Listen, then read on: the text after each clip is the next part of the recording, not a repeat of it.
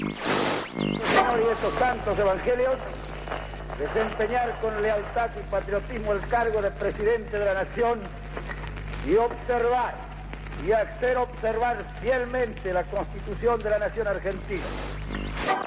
Torno esperado, Aníbal Troilo levanta su espíritu porteño para abrir la portada de una... De incomparable esplendor, bajo tus luceros, son dos bandoleros, ojos de un rostro español.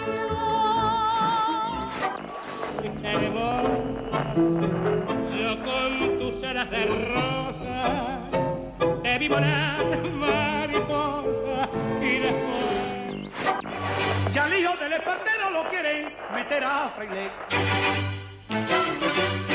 Lo quieren meter a fraile y al hijo del espartero, ole, ole, ole, ole. Al hijo del espartero lo quieren meter a pobre ladrillo viejo junto a mí. Piloto no es afamar, no es impermeable, les puedo hacer. Ahora enchilada al se supo conquistar a la gran masa del pueblo, combatiendo al camino. Nunca más volvió, nunca más lo vi, nunca más su voz nombró mi nombre junto a mí. ¿Quién es usted? Soy chiquita. ¿Chiquito? Entonces, hoy es tu día franco. Sofía Zorro, el zorro solito. Para mayores y pequeñitos. Sofía Zorro, señoras, señores. Venid amores, voy a empezar. Esta noche que hay baila en el rancho de la camilla, llámame de sobrepaso tan guiadito a bailar. Recuerda mi dulce amor junto al lago azul de Canadá. Para siempre mi amor te espera, Julieta.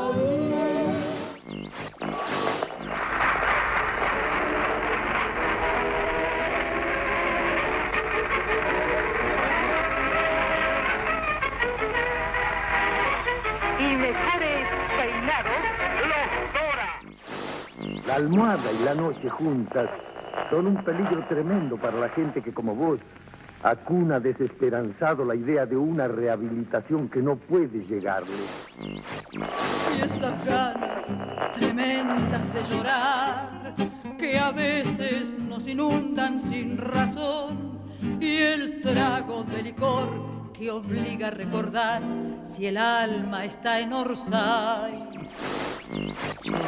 Arriba doña Rosa, don Pánfilo Ligero y aquel... Mercedes Simone, número exclusivo de Federal. La otra noche que no estaba, recibí un sobre celeste, a tu nombre dirigido, era letra de mujer. Muy buenas noches, nuestros queridos amigos.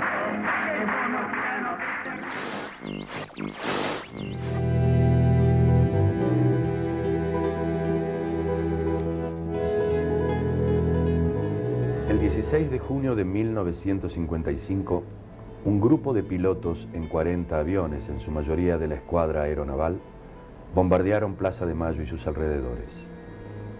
Arrojaron 10 toneladas de bombas y ametrallaron calles y edificios, provocando cientos de víctimas, la mayoría trabajadores, niños y transeúntes comunes.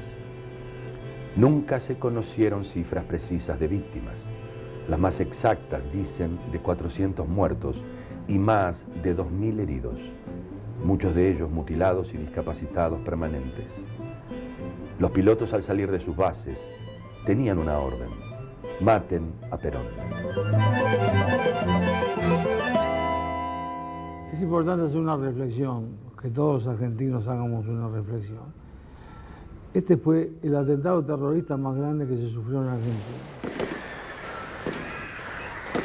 donde estuvieron de cómplices la Iglesia, todos los partidos políticos. No hubo ninguna condena por los muertos que quedaron ahí. Y fue lamentable de que hayan recibido a todos sus asesinos como héroes. Nunca hubo una, no digo un castigo, una nota, espero que la hagan ustedes, una nota de quiénes fueron los que mataron. Nadie condenó los acontecimientos en que murieron tantos inocentes. Eso es tan doloroso. Y para peor, han pasado todos los gobiernos, incluso peronistas, que han dejado pasar la posibilidad de rendirle homenaje a todos los muertos, sean militares, civiles, etc. Esperemos que el pueblo tenga esa reivindicación que nunca ha tenido, porque mucho pueblo fue el que murió ahí. Yo soy hijo de migrantes. Mi mamá es croata, igual que yo. Poplauskas. Todos provenimos de un pueblo de Italia. No me fue mal en la vida. Es posible que yo haya arrancado a lo mejor con una plataforma un poco más arriba que otros. Mi mamá aprendió a leer y a escribir de grande. Mis padres eran españoles. Lituano, el apellido es lituano. Me escribe unas palabras en croata y me llama de una manera que no me llama nadie, o sea, solamente mi mamá conoce el término. Por tradición, en cada una de las generaciones nuestras hay un Leonardo. Entonces ahí creí que mi mamá estaba bien. Este tío fallecido era Leonardo III, yo soy Leonardo IV y vamos por Leonardo VII ya. Quedé yo sola de los Poplauskas. A mediados de la década del 50, el presidente Juan Domingo Perón enfrenta una serie de conflictos políticos derivados de un enfrentamiento de clase. La irrupción en la historia de los trabajadores, después de los sucesos del 17 de octubre de 1945, y su afán de protagonismo en los destinos nacionales, fueron los verdaderos motivos de los trágicos días de junio. El nacionalismo católico, un sector del radicalismo y el socialismo son la cara visible de la oposición conspiradora. A Perón se lo acusaba de tirano, antidemocrático y de estar rodeado de una corte de aduladores y burócratas. A pesar de no vivir ya la gloria de su primer gobierno, la Argentina gozaba de un estándar de vida nivelado con los países más desarrollados de Occidente. El 48% de la renta general de la nación era repartida en la clase trabajadora. La salud y la educación estaban garantizados por el Estado. Las industrias culturales tales como el cine, el teatro y la música popular eran de consumo masivo. Nos autoabastecíamos de energía, fabricábamos autos y camiones. El gas, el petróleo, los ferrocarriles, la marina mercante, el correo y las aerolíneas eran del Estado argentino. La división social era evidente y muy clara. Peronistas y antiperonistas. Me sentía responsable. ¿Qué le digo a los padres? Porque yo tenía contacto con los padres de ellos. Una vez vino una madre, la madre de arriba, y me dijo, usted es inteligente. Bueno, ¿cómo una persona inteligente puede ser peronista? Era de clase alta. Ese día estrenaba un sobre todo nuevo que había comprado en los 49 auténticos. Y iba orgulloso con mi sobre todo. Tomé el trolebús en la esquina y llegué al ministerio. Subimos, casi siempre hacíamos bromas con el ascensorista porque eran gemelos los ascensoristas y nunca supimos quién era uno y quién era el otro. Llegamos a la oficina, nos acomodamos y empezamos nuestra tarea de todos los días. Era un día frío, gris, y al llegar al ministerio estábamos un poco alborotados todos los compañeros, que éramos muchos, éramos más de 40 en esa oficina tan grande. Estábamos alborotados esperando de que íbamos a ver los aviones que iban a hacer el desagravio a la bandera que habían quemado, no sé si unos ciudadanos americanos, ingleses, no recuerdo bien. Y mirábamos atentos al Río de la Plata, que la ventana nuestra daban a ese lado. Fue uno de esos episodios que me quedaron marcados de por vida, por lo cual mi recuerdo aparece muy reciente. podría relatar los hechos como si hubieran ocurrido hace apenas un mes, y sin embargo pasaron 50 años. Yo era teniente coronel y prestaba servicios en la Dirección General de Estadística Militar. Yo era estudiante y en la Escuela Industrial Otto Kraus, en la avenida Paseo Colón. Bueno, casualmente habíamos ido con mi madre a hacer unos trámites al Ministerio de Trabajo y al regreso veníamos caminando por la acera de Paseo Colón, vimos descender un helicóptero en el Ministerio del Interior. Tenía 5 años cuando falleció mi papá en la Revolución del 55. El general me dice, lleve este expediente secreto, entréguelo al ministerio.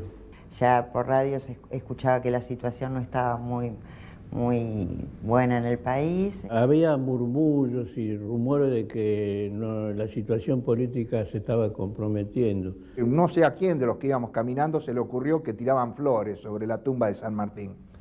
Y cuando estábamos cruzando vimos los aviones y yo a los 15 años le hago un comentario a mi mamá, digo, mamá, mira los aviones lo que tiran. Bueno, con gran sorpresa y susto nuestro, cuando las flores llegaron al piso explotaron. Mi mamá simplemente dijo bombas.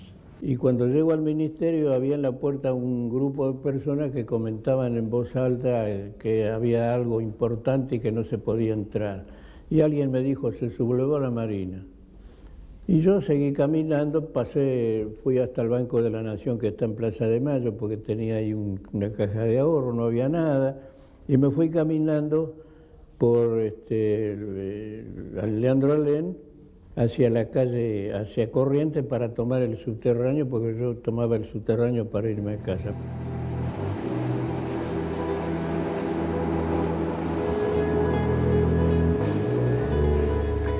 A principios de 1955, el conflicto se centraliza en la relación Iglesia Católica y gobierno. A pesar de que la mayoría del pueblo era cristiano, la jerarquía eclesiástica toma el rol de oposición política. El Parlamento deroga la ley que obligaba a la enseñanza religiosa en las escuelas públicas. Se presentan proyectos de ley de separación de la Iglesia del Estado. El propio secretario general de la CGT, que representa la voz del gobierno, se expresa en tal sentido. Se promulga la ley del divorcio y se equiparan los derechos de los hijos naturales. El 11 de junio, una multitud se reúne para celebrar el Corpus Christi. Marchan de la catedral hasta el Congreso Nacional. Se producen algunos disturbios y se incendia la bandera nacional. El gobierno denuncia que este acto es un agravio, mientras la oposición delata lo sucedido, acusando al gobierno de provocar los incidentes. La oposición, a pleno, marchan juntos tras la consigna «Cristo vence». Desde el gobierno se anuncian actos de desagravio. Una escuadrilla de aviones Gloster Meteor sobrevolarían la Plaza de Mayo a modo de saludo a la memoria del general San Martín. El día fijado, 16 de junio a las 10 de la mañana. En esos empezamos a escuchar unos ruidos bastante violentos y asomándonos a la ventana vimos helicópteros. Nosotros estábamos en el piso 10, ¿no?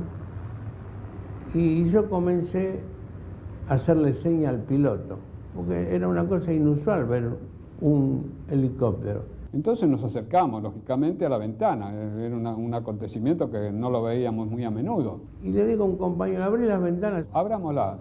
Las chicas que estaban con nosotros en ese momento ahí, mirando el helicóptero, dijeron, no, que hace un frío bárbaro. Bueno, mi compañero dijo, abrimos igual. 6:15 horas, Casa Rosada. El presidente Perón llega como todas las mañanas muy temprano a su despacho. Es inmediatamente informado de la situación. Se teme un alzamiento de la Armada. Le aconsejan que deje la Casa de Gobierno y se dirija al Ministerio de Ejército rodeado de tropas leales. El presidente prefiere no alterar el orden de las audiencias programadas. Primero, reunión de gabinete y a las 8 horas, el embajador de los Estados Unidos.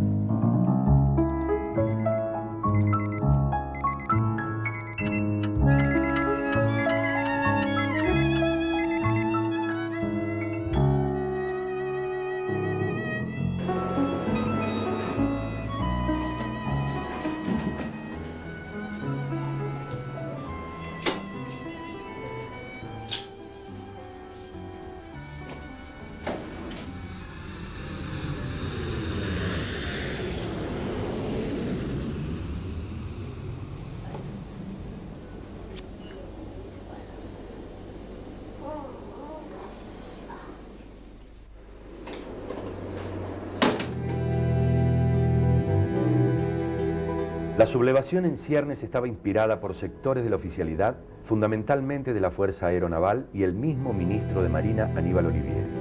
Por el ejército, el comandante del tercer cuerpo con asiento en la ciudad de Paraná, Justo Bengoa. El jefe de Sanidad, el general Pedro Eugenio Aramburu. Sectores de la aeronáutica y civiles, en su mayoría jóvenes de militancia católica. Por los partidos tradicionales se destacaban Américo Ghioldi, del Partido Socialista, Miguel Ángel Zavala Ortiz, del sector unionista de la UCR, Adolfo Vicchi, Partido Demócrata, y los dirigentes nacionalistas Luis María de Pablo Pardo y Mario Amadeo, como algunos dirigentes del Partido Comunista.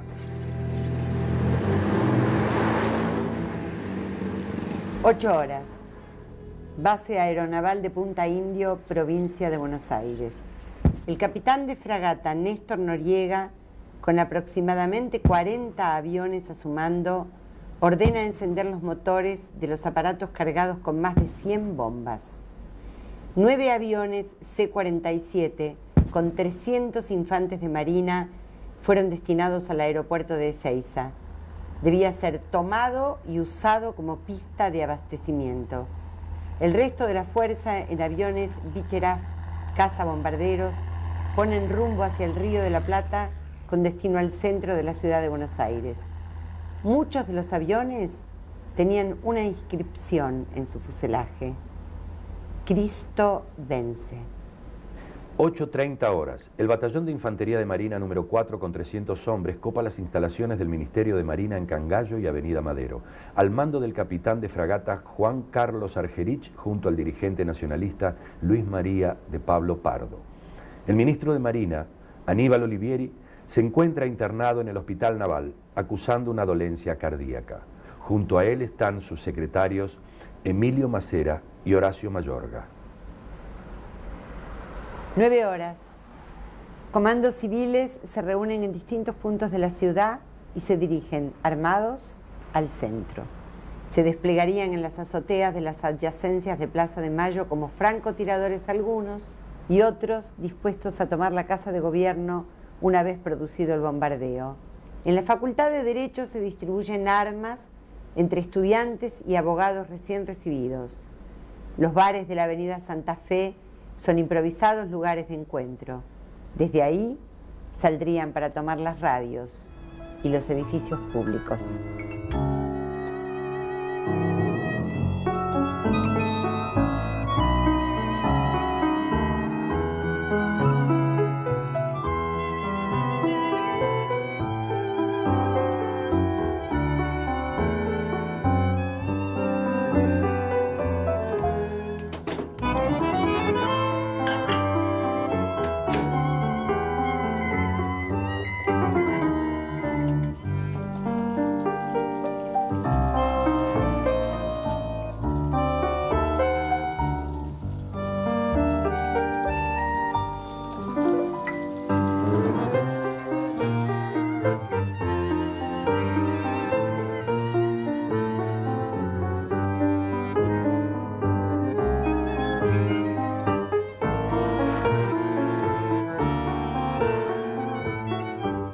Horas. Cientos de personas se instalan en los alrededores de Plaza de Mayo esperando el paso de los aviones Gloster Meteor, que honrarían con su vuelo la memoria del general San Martín. Entre los presentes llegan alumnos de las escuelas vecinas al centro. Parece que el mal tiempo impide el desfile aéreo. Por suerte, muchos se retiran antes del mediodía y otros no llegan. La noche era espantosa dentro de la ciudad de Buenos Aires. Fue algo muy triste realmente, que a través del tiempo no lo hemos podido superar, ¿no? Si en algún momento me pongo a llorar, discúlpenme. Después por mucho tiempo, meses le digo, sentía un pánico muy grande. Hoy debe tener un nombre médico lo que a mí me quedó. Me convertí en un depresivo crónico. Buscamos los recuerdos. Muy afectado al sistema nervioso. No puedo hablar, no. Pero me costó 30 años de terapia y todavía hago de vez en cuando. Miren, muy mal. Yo tuve 2 años que yo no podía leer ni el diario. Papá no volvió a ser el mismo tampoco. Lamentablemente un recuerdo imborrable de ver en mi Buenos Aires o en la Argentina aviones que venían en picada ametrallando y tirando bombas. Cuando me dijeron que se había ido al cielo, lloré muchísimo y nunca más pregunté por él. Eso es, lamentablemente es inolvidable, no me lo puedo olvidar nunca más. Es todo lo que puedo decir. 11:30 horas. El capitán de corbeta Carlos Celestino Pérez, jefe de la escuadra de C-47, toma el aeropuerto de Ezeiza sin resistencias. 12:30 horas. El mal tiempo imperante impide que los aviones al mando de Noriega puedan acercarse a la ciudad. La Plaza de Mayo muestra una normalidad absoluta. Los transeúntes llegan o parten hacia sus tareas normalmente. Nadie presuponía que minutos después el orden y la paz serían vulnerados.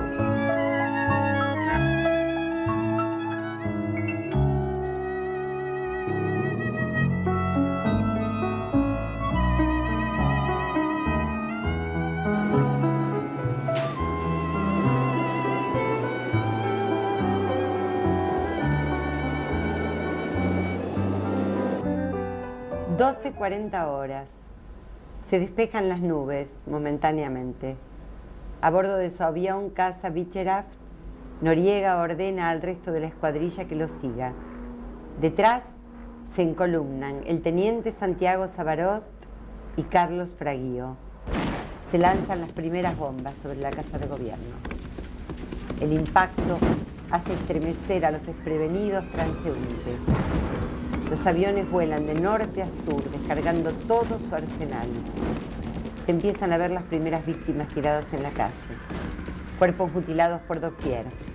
Muchos a la salida del subterráneo que une Plaza de Mayo con Primera Junta.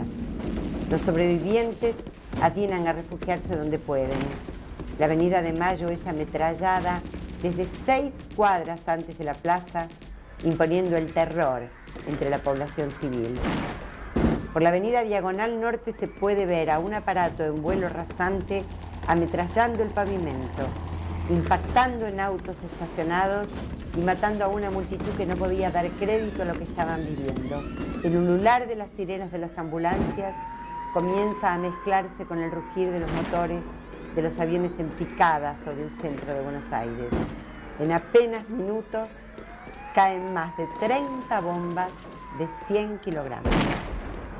Me doy vuelta porque me pareció que había algo raro y en eso cae la primera bomba que estalló justamente en la bajada de Hipólito Yrigoyen y Paseo Colón. El primer estallido. Fue un estruendo tan terrible al decir, mirá que tiran. Explotaron todos los vidrios, tanto de la ventana que daban a Paseo Colón como interno, porque las oficinas estaban divididas por vidrio. Y bueno, cuando explotaron las primeras bombas fueron las que nos hirieron. Porque quedó un vidrio parado. La gente corría para todos lados. Gritaban, no sabían qué hacer. Y nos agarró muchísimo miedo. Y decidimos salir. Corrimos. Entonces yo, en lugar de escapar como mucho... Ahí seguía el bombardeo, los tiros, la gente que caía montones por las calles ensangrentadas. Corrimos hasta la avenida Belgrano. Vi que la gente no sabía qué hacer y se me ocurrió meterlas debajo de las arcadas para que se cuidaran. Estaba cerca de Plaza de Mayo, medio metro de Plaza de Mayo, todo eso. Y me encontré con algunos señores que no sabían qué hacer. Mi teniente coronel, ¿qué hacía? El miedo que uno tenía, el pánico que tenía encima uno.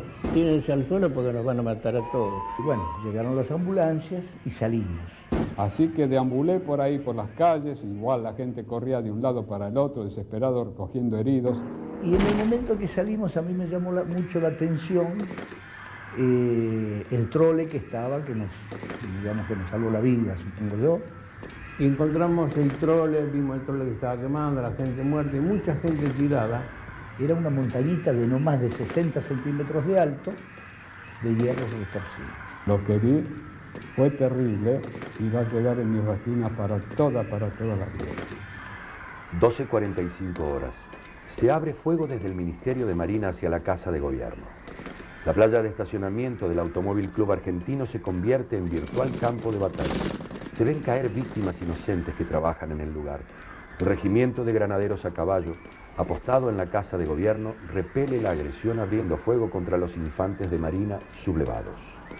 Soy sargento Rábanos, pertenecía a la 5ª compañía del Regimiento Motorizado Buenos Aires. Más bien dicho, el glorioso Regimiento Motorizado Buenos Aires, que fue que sofocó la subversión del 16 de junio, que fue que tomó el Ministerio de Marina. Estoy acompañado por Vila, sé los apellidos y no los nombres, Vila, Colonna, Marciafava, Colsani y Mastroianni. Voy a contar los acontecimientos como lo vimos. Nosotros a las 12 y no sé cuánto, bueno, nos tocaron la campana en el Regimiento Motorizado Buenos Aires y salió el regimiento, no sé a qué hora habrá llegado acá, desde el regimiento hasta la calle Madero. Y cuando llegamos, percibimos, pasaban 2 aviones Catalina sobre la Casa de Gobierno tirando bombas. Yo digo que el miedo hace a héroes y cobardes. No sé si fuimos héroes, pero por lo menos cobardes no. Y ahí pues, salieron todos. Yo después tuve que ir a buscar municiones al regimiento. No sé, por la calle Balcarce o Defensa nos ametralló un Gloster Meteor. El regimiento fue tomando posiciones y empezamos a ver algo que no vimos en esta vida.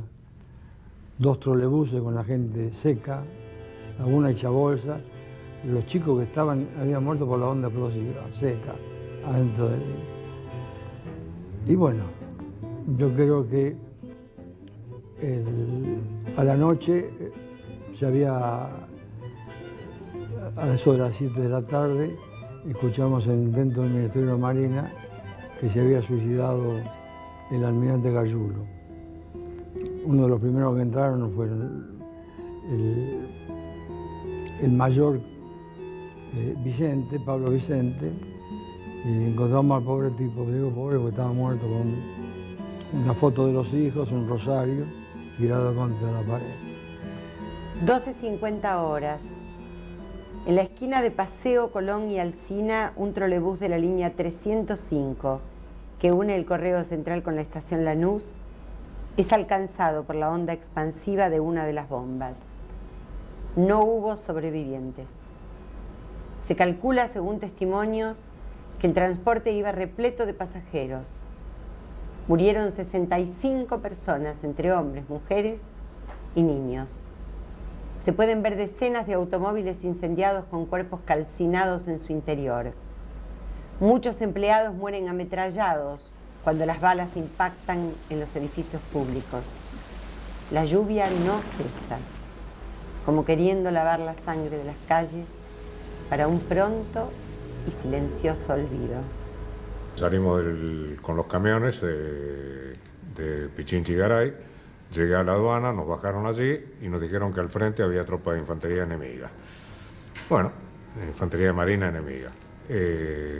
Tuvimos como objetivo tomar la Casa de Gobierno. Una vez que pudimos tomar la Casa de Gobierno, fuimos a tomar el Ministerio de Asuntos Técnicos, que estaba al lado del Banco Nación, creo que hoy es el edificio que tiene la CIDE, y tomamos después el Banco Nación, que en unas ventanillas arriba, unas ventanas arriba, salía fuego. Después fuimos al Playón, en donde nuestro capitán, que era el señor Di Candia, digo señor porque es un señor, perdió prácticamente la vista de un ojo, una esquirla de una bomba, y bueno, después tomamos el Ministerio de Marina, que entramos prácticamente junto con el mayor Pablo Vicente. Bueno, después, una vez que se tomó todo eso, después vino el traslado del personal de allí a la penitenciaría. A mí me tocó con el subteniente Ríos llevar al contraalmirante Aníbal Olivieri lo dejamos ahí en la penitenciaría y ahí pidió al subteniente Ríos que le pidiera a su familia un pijama y un rosario. Di Candia es un señorazo, como dice él. Era un tipo que, macanudo, amigo de los soldados y de los oficiales. Y fue un punto de inflexión. El bombardeo de Plaza de Mayo, el hecho de perder la vista de un ojo. Era un muchacho que corría carreras. Y entró, se apaciguó de tal manera, y yo lo tenía seguido. Yo puse un negocio, en el 55 me fui, o me fueron, un poco cada cosa. Él sabía que todos los que habíamos estado en el motorizado Buenos Aires estábamos complotando para hacer la revolución de General Valle. Y él estaba en actividad, y vino a mi negocio. Díganle a los muchachos, a Blanquito, a estos que no se metan, que es lo que están proponiendo, es sofocar un movimiento provocado por ellos mismos para fusilar y provocar un escarmiento. Cuando dijo fusilar, entonces fui y le avisé a todos los que estábamos metidos. El jefe del grupo nuestro era el Mayor Vicente. Y Mayor Vicente no quiso seguirle, bueno, después se fugó. Pero él vino a avisarnos que no nos metiéramos nada porque están buscando escarmentar al poco ejército que quedaba que simpatizaba con Perón. ¿Te acordás que en el estacionamiento era del Automóvil Club? Estaba la garita del Automóvil Club. En el mismo momento, que se lo llevan a Di Candia al hospital militar, ahí donde estaba la garita del Automóvil Club había un tipo, le faltaba del tronco para abajo todo. Estaba apoyado esto en el suelo, no tenía piernas, nada.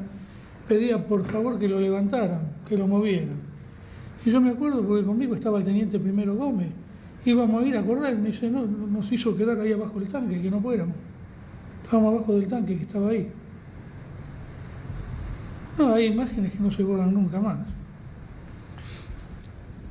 13:15 horas. La CGT hace un llamamiento en defensa del gobierno nacional.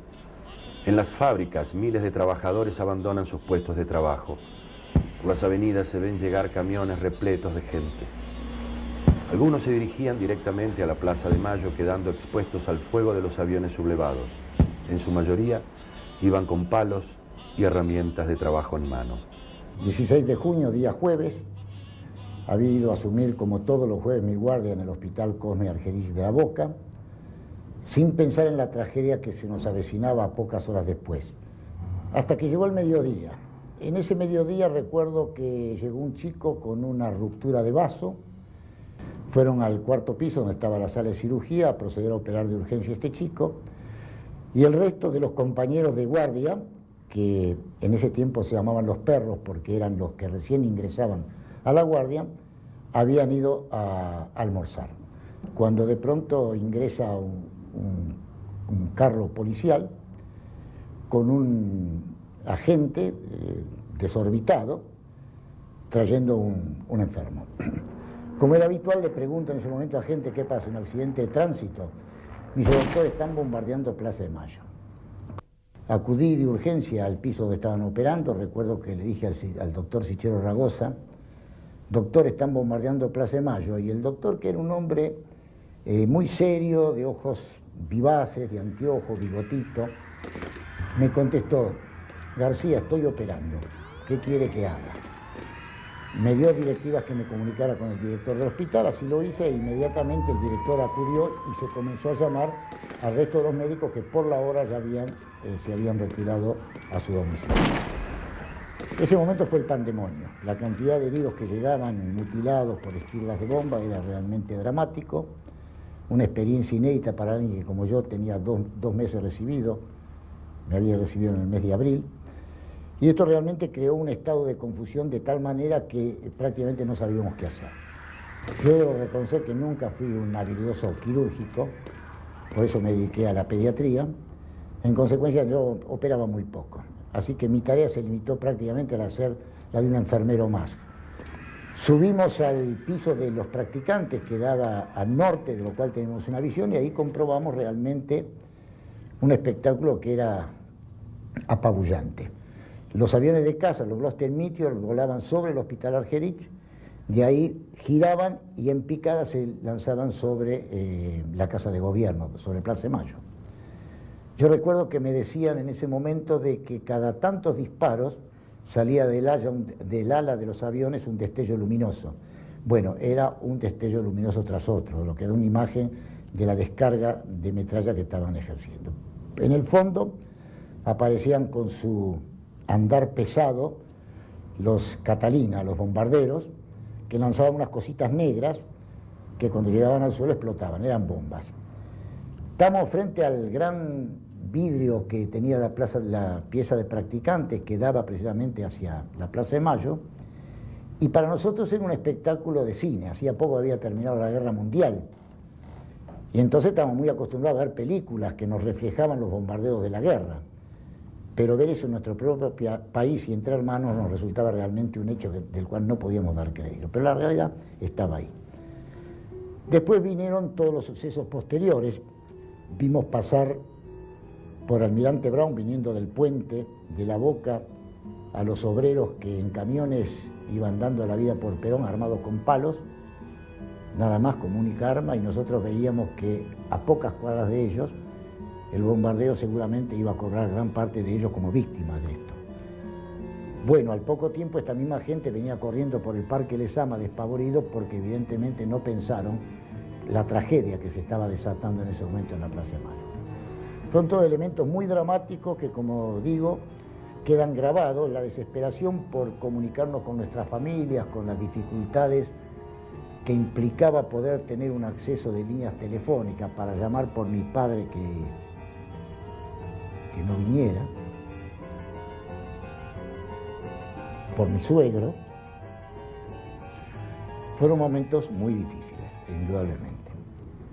Y a la noche el otro espectáculo que fue también grabado en mi retina, inolvidable, cuando Buenos Aires a oscuras, porque lógicamente estaba el temor de que siguieran los bombardeos, se había oscurecido todo Buenos Aires, se produjo el incendio de las iglesias. Y en ese momento hubo realmente un espectáculo dantesco que no puedo olvidar, cuando las llamas de las iglesias iluminaban un cielo oscuro, iluminaban toda la ciudad de Buenos Aires.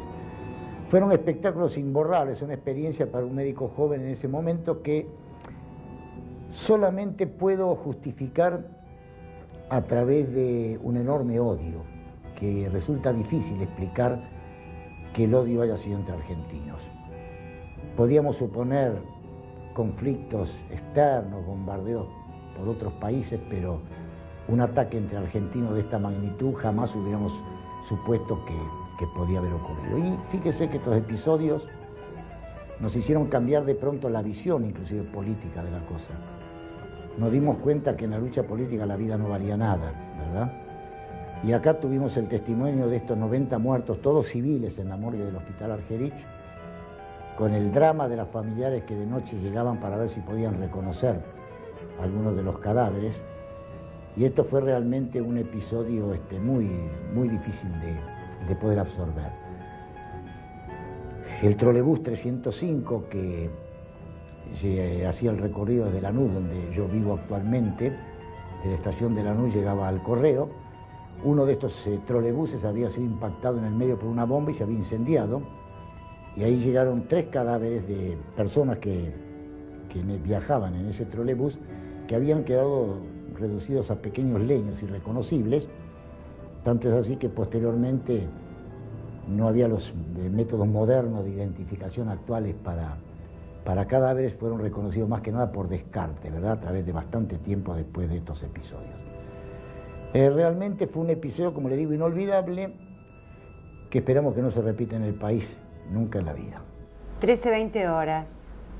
Aviones North American se enfrentan con los poderosos Gloster Meteor de la aeronáutica hasta el momento leales al gobierno constitucional. Uno de los aviones navales es alcanzado por el fuego de los Gloster, cayendo al Río de la Plata. Su piloto, el teniente Arnaldo Román, logra eyectarse sobre las aguas. Las baterías antiaéreas de los cuarteles de Palermo logran poner en fuga a los aviones restantes. Se pone en marcha el Regimiento Motorizado Buenos Aires con sus tanques Sherman.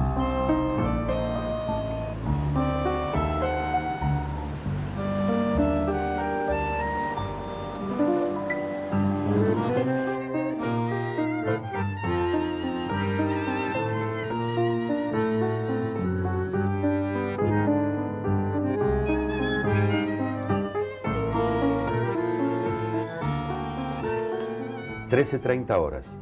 4 aviones Gloster Meteor leales al gobierno bombardean los hangares de Ezeiza, destruyendo un C-47 al mando del capitán Enrique García Mansilla.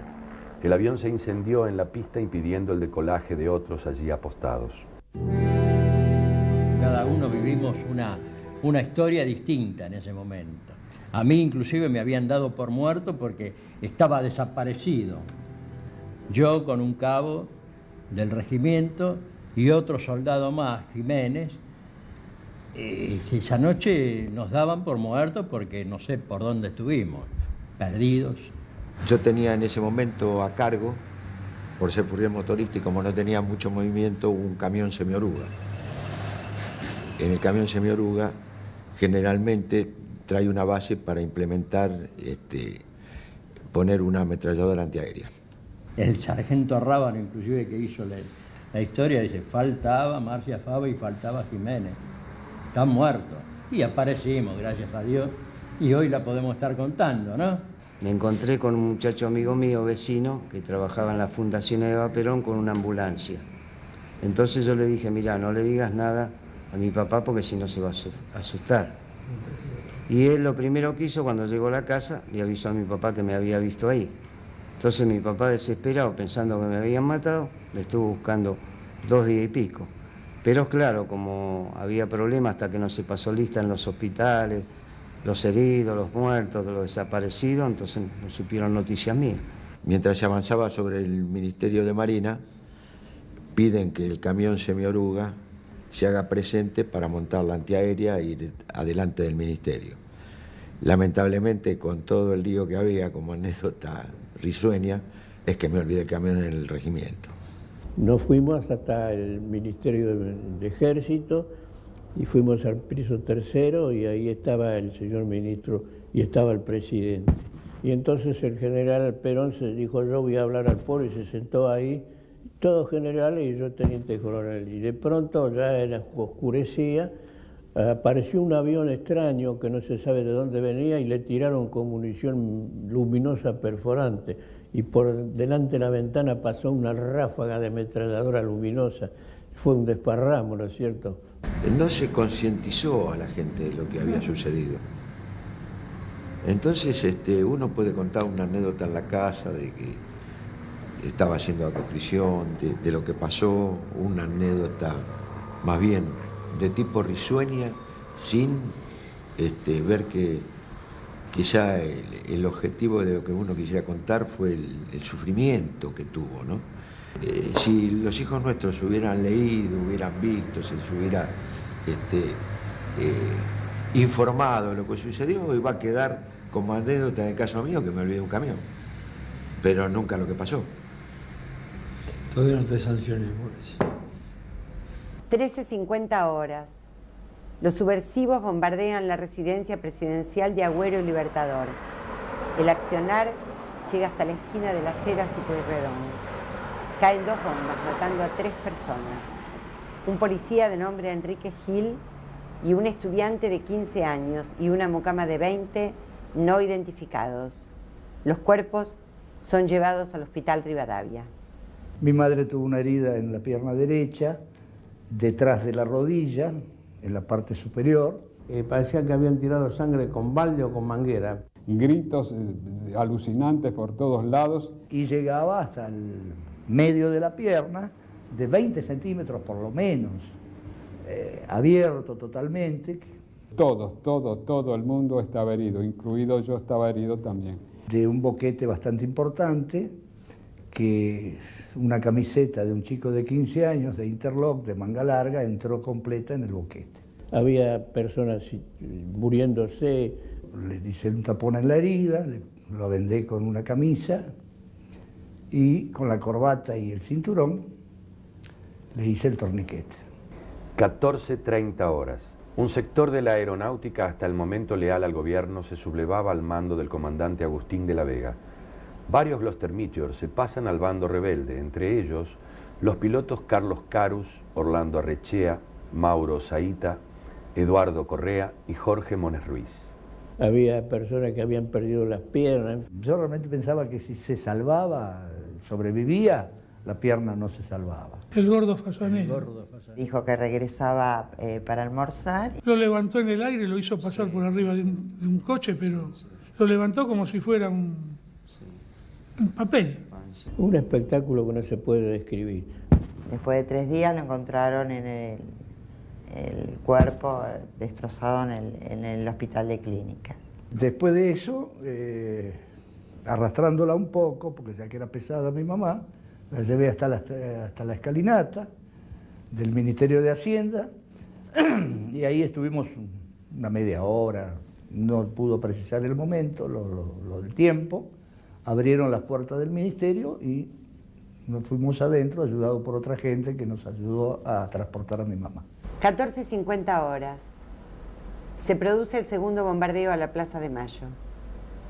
Mones Ruiz, al mando de un Gloster Meteor, recibe órdenes del capitán Noriega. Encabeza una escuadrilla que ataca perpendicularmente al Río de la Plata a lo largo de la Avenida de Mayo, ametrallando desde la Plaza Lorea hasta la misma Plaza de Mayo.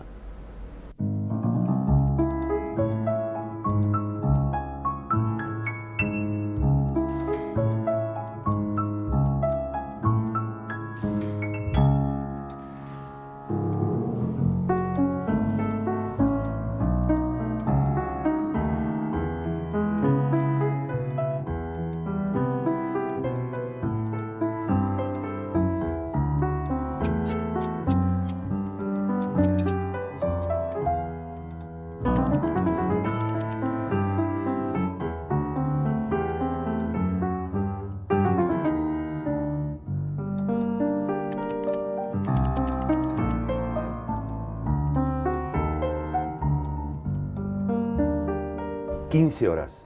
El general Franklin Lucero, ministro de Ejército, después de rodear el edificio del Ministerio de Marina con cañones de 80 milímetros, logra que desde su interior se muestre una bandera blanca en clara rendición. El capitán Argerich está dispuesto a entregarse. Los generales de Ejército Wright y Valle se encaminan junto a una brigada de ejército seguidos de un grupo numeroso de civiles. De pronto se vuelven a escuchar nuevos bombardeos a la Casa de Gobierno, acción que hace que se repliegue la bandera blanca y abran fuego contra los que iban a tomar el edificio. En la escaramuza caen numerosos heridos y varios muertos, en su mayoría civiles desarmados. El papá de mi papá, mi abuelo, a los 6 meses falleció después de la muerte de su hijo porque no lo pudo sobrellevar. Yo eso no lo viví, sé que a mí me llevaron a otra casa, sé que para mi madre fue toda una pesadilla y bueno, fueron entre familiares y amigos buscando de hospital en hospital a ver si podían encontrarlo, con la esperanza de encontrarlo con vida, ¿no? Por supuesto. Sí, con mi abuela sí, hablaba de mi padre, pero bueno, no de su muerte ni de esto lo que hablaba. Mi abuela me contaba cosas, pero ella lo sobrellevó bastante bien. A pesar de que, bueno, los dos habían pasado una guerra, tanto mi abuela como mi abuelo, pero bueno, ella fue fuerte, demasiado fuerte. Pero no sé, con muchos detalles, no lo sé. Mamá no quedó muy bien, volvió a casarse, pero bueno, pienso que el amor de su vida siempre fue mi padre. Y también falleció muy joven mi mamá. A los 50 años falleció. Y no tengo a quién preguntarle por mi papá. 15 horas. Bombardean a discreción el centro de Buenos Aires. A la Casa de Gobierno se le suman el Ministerio de Ejército, el Ministerio de Hacienda, el Banco Hipotecario, el Departamento Central de la Policía Federal y la sede de la Confederación General del Trabajo.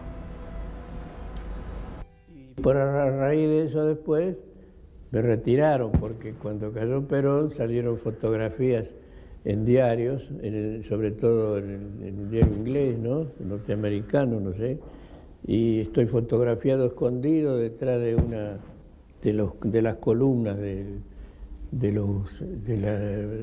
paseo de ahí de la calle Leandro Alén, mirando y tratando de que no maten a algunos tipos. Yo los tiré, los puse por el suelo, etcétera, etcétera, y abajo decía: oficial del ejército con civiles armados combatiendo contra los rebeldes del Ministerio de Marina. Y fue bueno, cuando cayó Perón, esa fotografía, así que estuvo combatiendo contra nosotros. Y no es así. En la fotografía se ve que en vez de combatir, nos estaban tirando, ¿no es así? Y no teníamos armas. ¿Cómo podemos combatir sin armas? Pero no hubo nada que hacer. Me retiraron nomás. Me retiraron por eso. 15:45 horas. A pesar del tremendo sacudón que significó bombardear Buenos Aires, los sediciosos no logran poner a todas las Fuerzas Armadas de su lado. En comunicación radial, el capitán Noriega sugiere a sus compañeros dar por terminada la sublevación y huir a Montevideo. 16 horas. En la avenida General Paz, el pueblo, en la calle, detiene el transporte público y hace bajar al pasaje, interrumpiendo la circulación para el desplazamiento de las tropas sublevadas. Enterados de esos acontecimientos, los sediciosos bombardean el gasómetro de Avenida General Paz y Avenida de los Constituyentes. Las bombas arrojadas no estallaron. De haberlo hecho, las víctimas se hubiesen contado de a miles. Mis nietos, que tengo 7, una de 17 y una de 4 meses, uno de 4 meses, saben todo al dedillo. Tal es así que un nieto de 5 años le fue a decir a su maestra que el abuelo les tiraban a los aviones que manejaban los malos. No tenía 5 años. Y la vez pasada, viniendo por acá, que venía con 3 nietos que mi señora los llevaba al Colón, quise ver lo que había en el Ministerio de Economía, que todavía están las marcas para ver si hay una placa o algo. Hay una placa tan insulsa que me dio bronca, y si hubiera sido más joven capaz que me ponía a arrancar. Nada, hasta los peronistas han ignorado esto. 16:30 horas. El teniente Carlos Carus aterriza en Ezeiza y le comunica al capitán Carlos Celestino Pérez que la asonada ha fracasado. Deciden huir a Montevideo en un aparato C-47. El resto de los pilotos debían cargar nuevamente bombas y arrojarlas antes del escape final.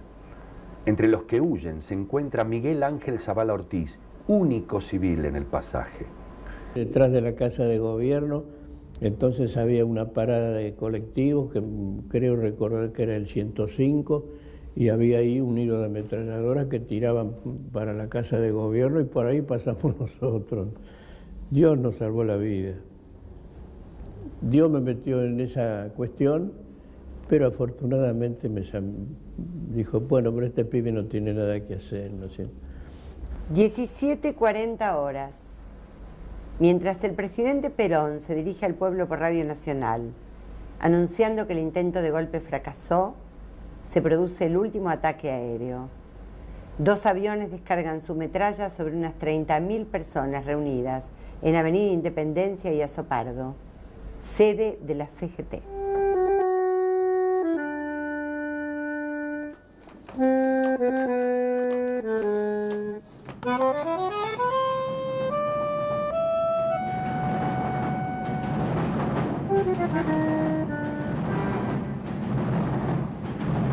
...17:40 hora de Roma.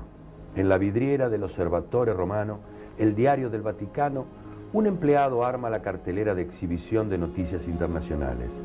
En una de ellas se puede leer la Iglesia Católica excomulgó al presidente argentino Juan Perón. Cuando se daba a conocer esta noticia, en Buenos Aires eran las 12:40, momento en que comenzaba el bombardeo sobre la ciudad. 17:45 horas. Se produce la capitulación de los sublevados. Se entregan los contraalmirantes Toranzo Calderón, Olivieri y Gargiulo. Este último se suicida de un tiro en la cabeza. Los generales Sosa Molina y Juan José Valle se hacen cargo de la situación. La sedición ha terminado. Una multitud se encuentra en los alrededores del Ministerio de Marina con el propósito de hacer justicia por sus propias manos. El ejército debe rodear el edificio para impedir disturbios.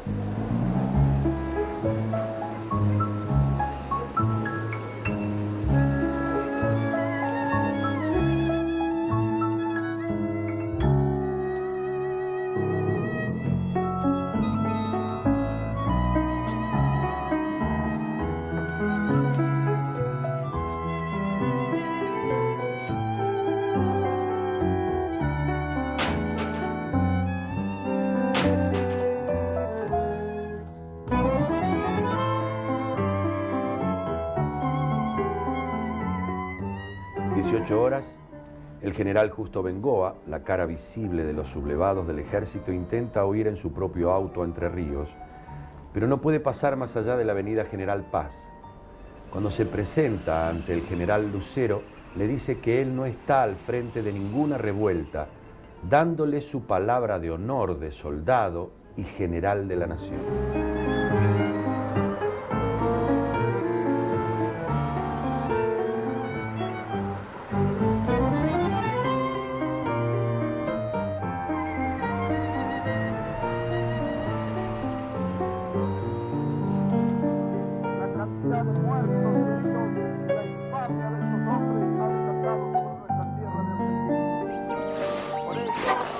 Para no ser nosotros criminales como ellos, yo les pido... 18:30 horas.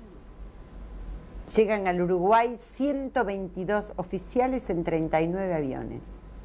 Al arribar, son recibidos por el joven capitán Guillermo Suárez Mason.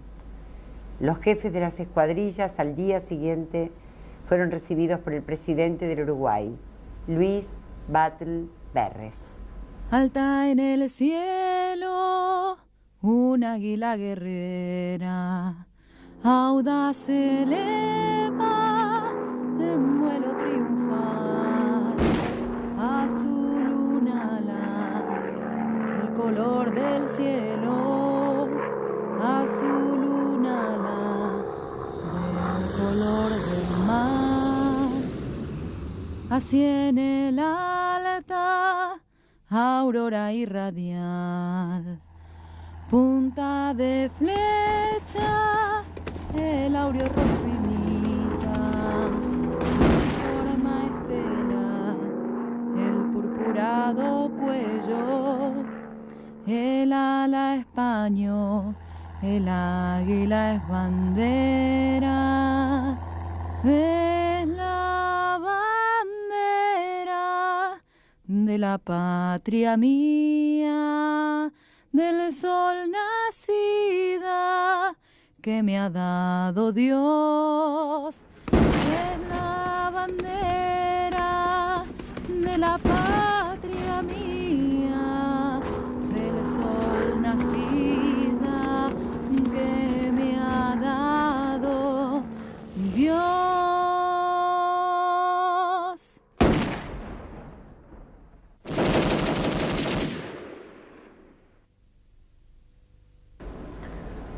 19 horas. Todos los médicos de la ciudad fueron convocados por el Estado para que se presenten en las guardias de los hospitales. De la asistencia pública de la calle Esmeralda y Rivadavia se derivan cientos de heridos a los nosocomios de mayor complejidad. A estas horas se suministran las primeras nóminas de muertos.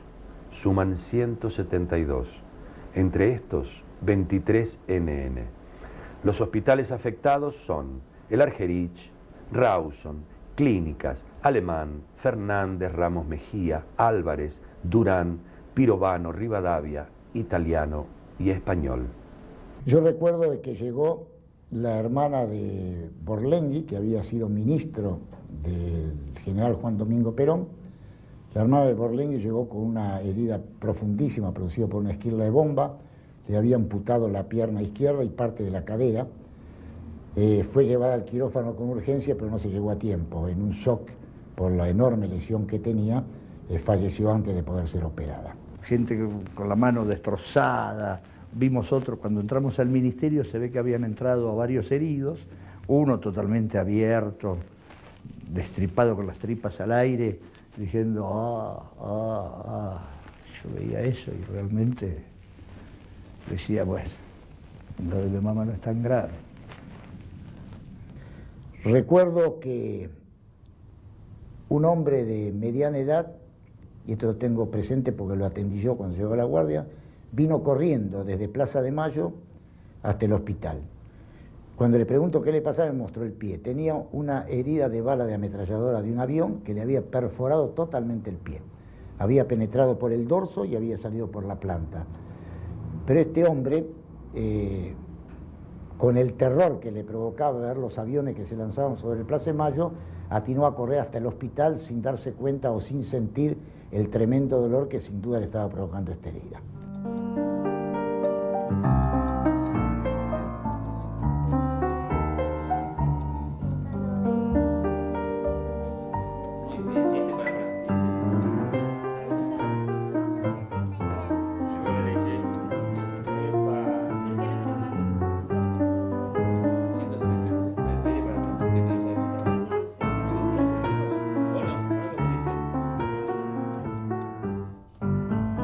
En jeeps y camionetas del ejército, los familiares recorren los hospitales en busca de sus seres queridos.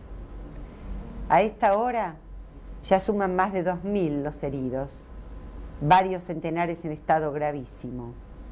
Médicos, enfermeras y choferes trabajan toda la noche sin parar un instante. Las ambulancias entran y salen a cada minuto. Las morgues de los hospitales se vieron desbordadas, teniendo que habilitarse camiones especiales para depositar los cuerpos.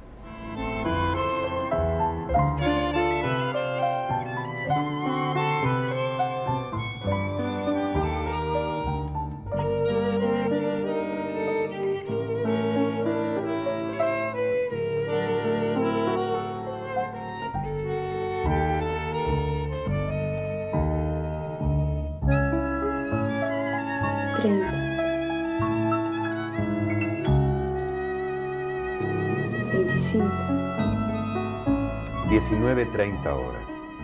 Comienza la tarea de desactivar las bombas que no estallaron. De más de 100 arrojadas sobre la ciudad detonaron la mitad.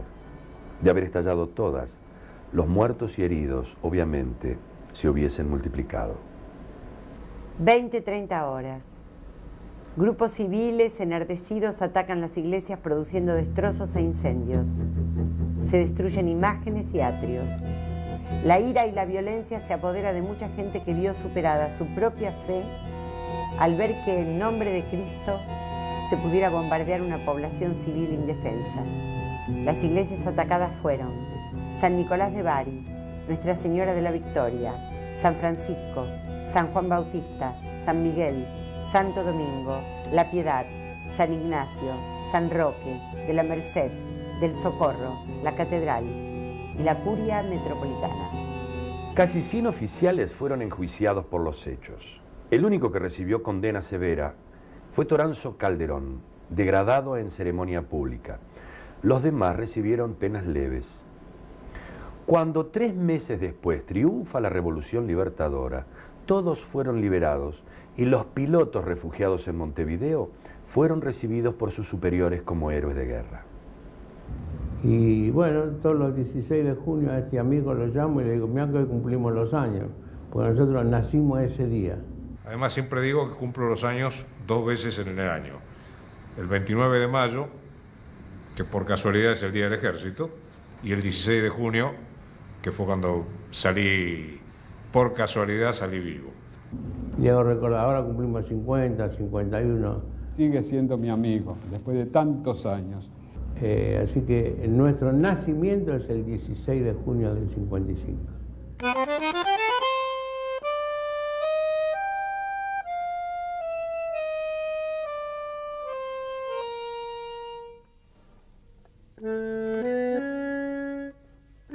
Vamos a cantar el himno nacional, recordando a los mártires que cayeron el 16 de junio.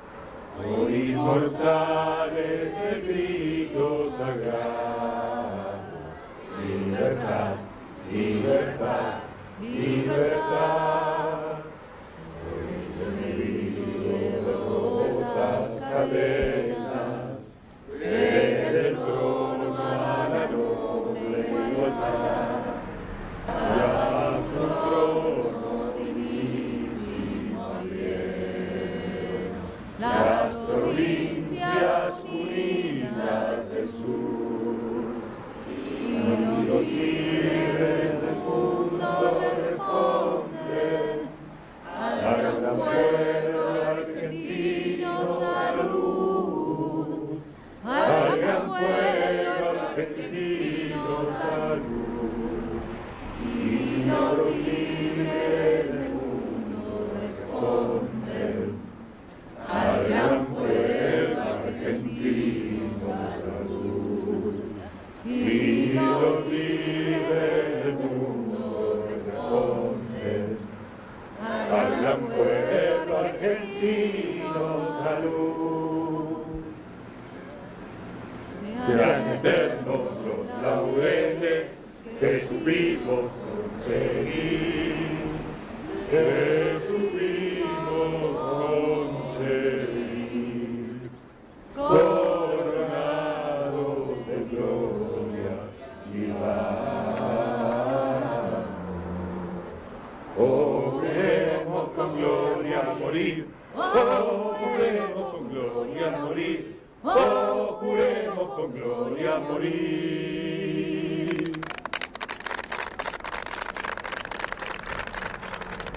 El 16 de junio de 1955, día del bautismo de fuego de la Fuerza Aérea Argentina contra su propio pueblo, fue en realidad día de sediciosos y sublevados al orden constitucional. Las bombas que masacraron hombres, mujeres y niños estaban destinadas a matar un proyecto de nación que no podían tolerar. Fue también el día en que el pueblo puso el pecho a las balas junto a los soldados leales al gobierno popular. Es día de olvidos y de memorias, que retorna como retornan las imágenes de los que contaron en la clandestinidad esta historia. A ellos y a los muertos de la Plaza de Mayo intentamos rescatarlos de la muerte trayéndolos con nombre y apellido. En verdad, fueron muchos más que el paso del tiempo, la censura y la impunidad nos impidieron encontrar.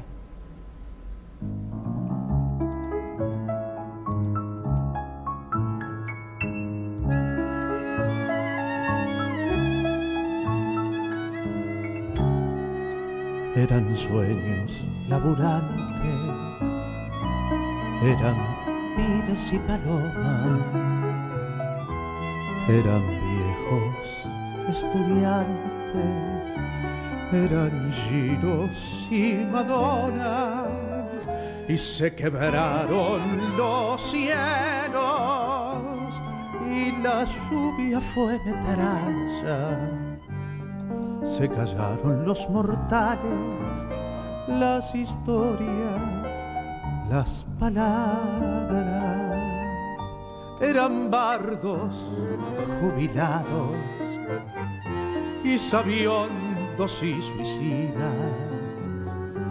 Era el mejor del colegio, era el botón de la esquina. En una plaza de junio, armados de felonía, un tal Caín y un tal Judas salieron de cacería. con las garras escondidas entre cruces y banderas. Era una muerte cobarde, era una muerte extranjera, con color de culta Europa y olor a barras y estrellas.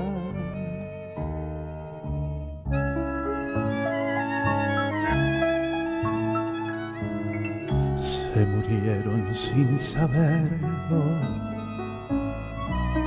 los mataron sin motivo y los mataron 2 veces al sepultarlos de olvido. No les dejaron ni un rezo, ni un ramito de poesía. No los recuerdan leyendas, no les cantan letanías.